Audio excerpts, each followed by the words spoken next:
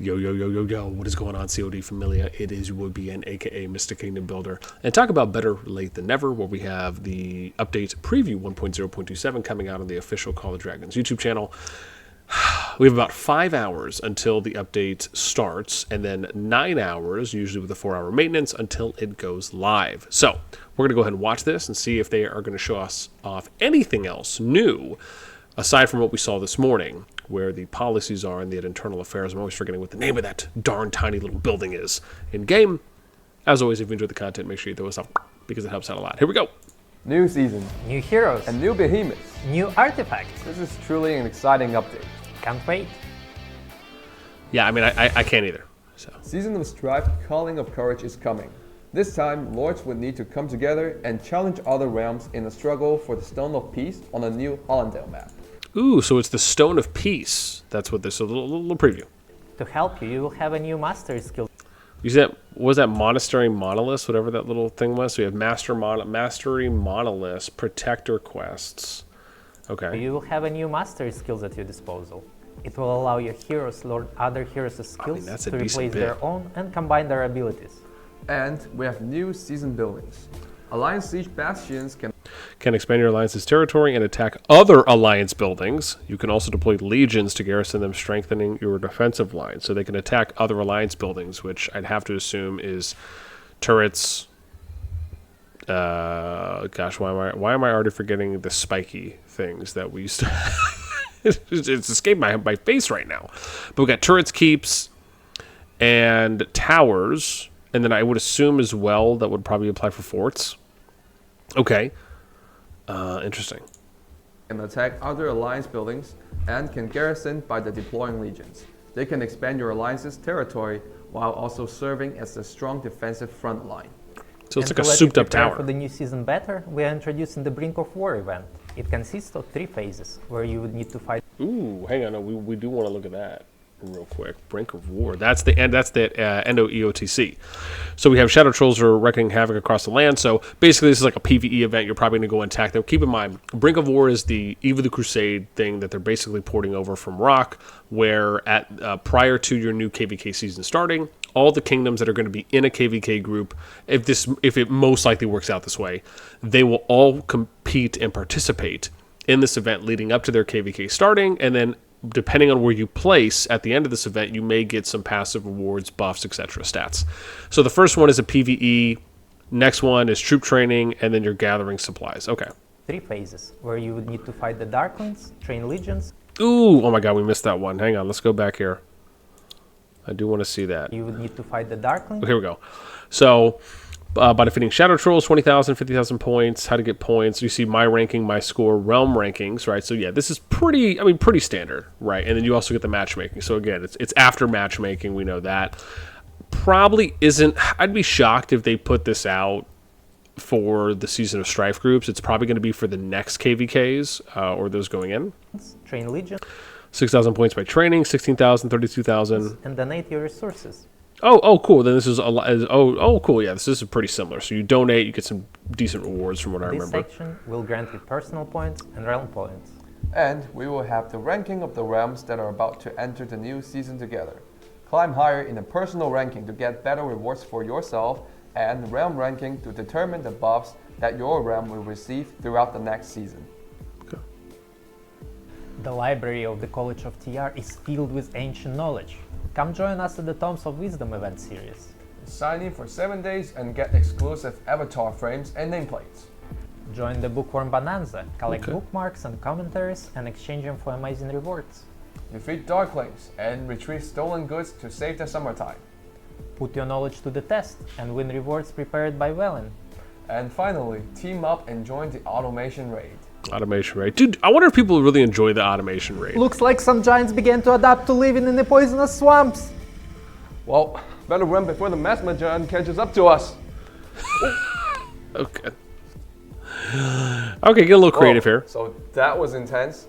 But don't worry, we've got help. New cavalry heroes are here.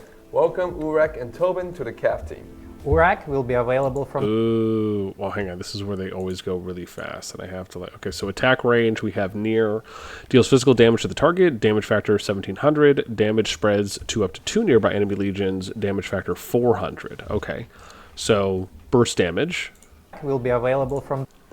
Urag's, but also AoE, so, okay. Urag's Legion takes 10% less damage when marching and deals 10% more damage in battle. Okay, so... Basically, I see. So it's almost like you're taking less passive movement damage, and then you're going to deal more when you engage. Okay. The lucky spin. All cavalry units in Urag's Legion gain 10% march speed and 30% attack, so they're really kind of hammering down on like speed, movement, and high attack bonuses. And Wheel of Destiny. I mean, this guy's like almost like going glass cannon build at this point. Urag's Legion bypasses 10% enemy HP, so he has damage pen, and increases rage accumulation speed by 10%. So, wow, this actually isn't... He's actually not bad when you think about it. Like, just like pure glass cannon movement, and then you got some damage pen mixed in there. Okay. Events. And oh, dang it. No, I wanted to see that. The last one. Where is it? Destiny events. They click so fast. Deals physical... Oh, so what's the Awakened? Oh, so this is on Lead the Charge. Deals physical damage to the target, damage factor 1700. Damage spreads up to 2... Nearby enemy legions 400. Oh, I see. So what we saw there in the beginning was actually the already awakened factor. So before it's awakened, it's 16300. Okay. Tobin from the Wheel of Destiny. No, Tobin, how dare you? Okay, here we go. Deals damage to the target legion and grants Tobin's Legion Mercy.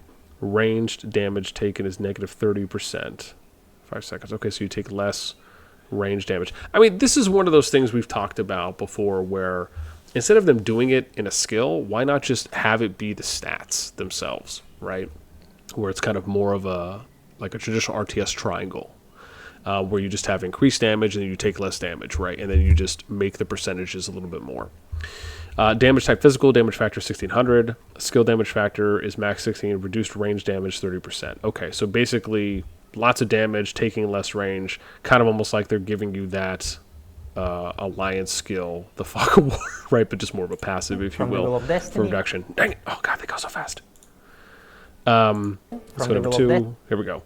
When launching a rally, 50% chance to reduce all damage taken by Tobin's Legion by 20% for 5 seconds. This effect can be triggered once every 8 seconds. So 50% chance to reduce all damage taken by Tobin's Legion by 20%. Oh, I see. So there's you basically have a 1.5 or a half a chance, 50% chance to take 20% less, to reduce all damage taken by 20%. Okay. Destiny and that still doesn't seem too bad. All cavalry units in Tobin's Legion gain 20% HP and 10% attack. Okay, so basically just going a little bit more sustain and a little bit more attack bonus. Oopsies. Dang it. Here we go.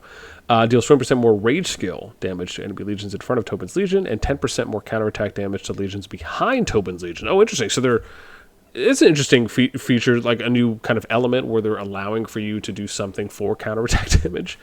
And then you have the 20% and 10%. So you're dealing more rage skill damage. Okay, but obviously you'd have to try and get a little bit more rage accumulation. So I guess both of these kind of go if you're talking Urag and Tobin. For the events.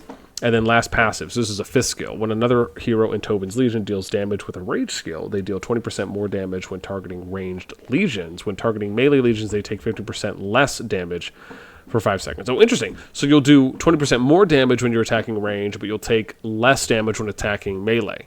So this is nice. I mean, I actually really like the design here for these two. Maybe a little bit more, on Tobin's side. Because it's almost as though they're really trying to kind of hone in on like a more pure traditional counter system. Okay, let's continue. New heroes need new artifacts. Check out the Wolf Hellhorn.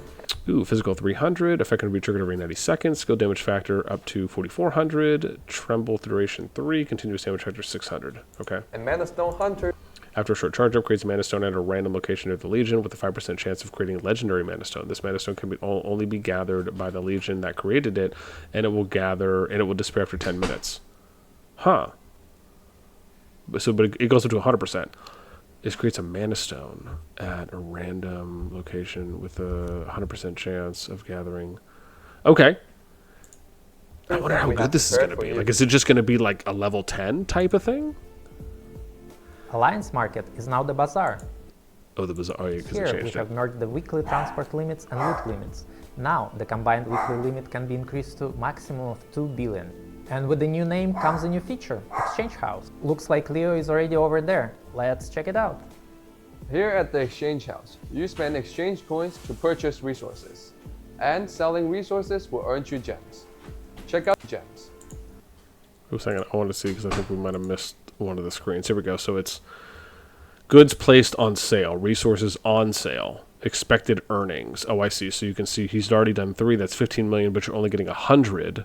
Oh, interesting. So now this is showing you something different. So that screenshot might have just been a placeholder. Now you're actually seeing kind of what maybe some of the accurate rates are. So it's a 10-to-1 on here. Actually, sorry. It's 100-to-1. Right? No. Am I tripping there? What's 5 mil? Sorry, 100. Oh gosh, hang on. Let me do some math. Let me get the calc out. 1, 2, 3, 1, 2, 3. So it's 0.0002 to 1. Okay. And then if we do the 600, that is 2, 3. 2, wow, 0.00012. Okay. All right. Selling resources will earn you gems. Selling resources earns you gems. Check out the Oh, bam. But you see that timer on it, so it's not instant. So when you start it, it looks like you can only do up to 4 max unless they give you a way to add on. But it's going to take you 2 days. And then they didn't even give you the example of 6. So if it's 100 and it's 2 days, is that a 2-day flat rate? Or do you have to multiply that by 6, which would be 12 days? Check out the details and rates at the local bazaar in your city. Probably not. Wow. I wonder if maybe you can decrease this, right, based on the level of it.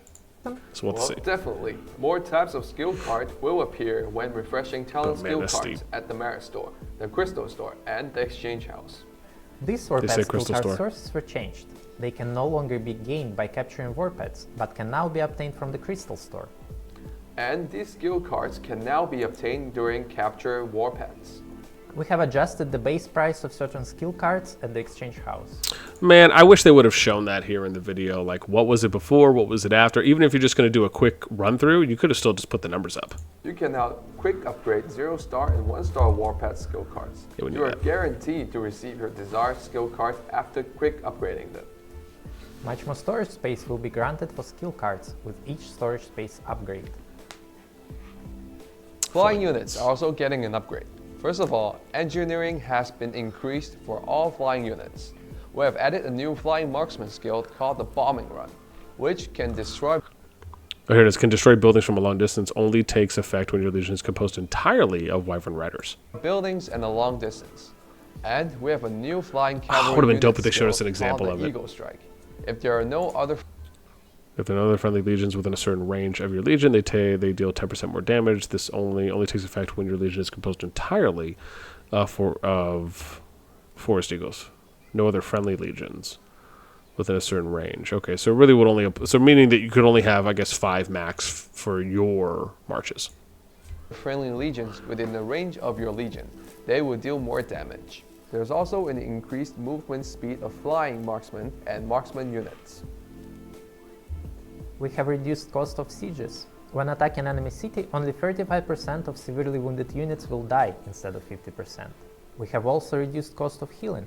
Base cost of resource healing has been reduced by 35%. And now you can filter for unit type on healing. Increased quantity limits for promoting legions. The quantity limit for promoting legions is now 10 times the quantity limit for training legions. What a great time to get your T5s. Man, listen, that's all nice, but we want more free healing. Let's keep it real, pimpin'. The Alliance log display has been improved. It will now store logs of Alliance skills used and roads or layers portals removed. The cooldown for territory relocation has been removed. After you complete the Augurstone stage on Scarred in the home realm, there will be no more cooldown. And in the Which is basically the end of the season. There will be no cooldown as well. And the warband members can now join each other's rallies and can also garrison each other's cities and buildings. That's cool. And we'll also increase the limit of Alliance marker and warband marker to 20. So that's it for today's update video. I like it. A lot of additions, a lot of new features. Hope you guys will like it. And don't forget to share your thoughts in the comments, and we'll see you next time. Bye. Bye-bye. I will. I'm gonna say this, man. My boy Dmitry Demidov. He's smiling more. I love it. Never gonna give you up, never gonna let you down, never gonna turn around and hurt you. Okay, listen. What would have been better though is if Dmitry slid in and then just like threw some glitter in the air right in front of Leo. Right? They should totally have me choreographing these going forward. Fam, with that in mind, that's pretty much it for what we got. We did actually get to see some new visuals, which is nice. We'd love to hear what you guys think. Let me know in the comments down below. Should be interesting when this goes live. Later.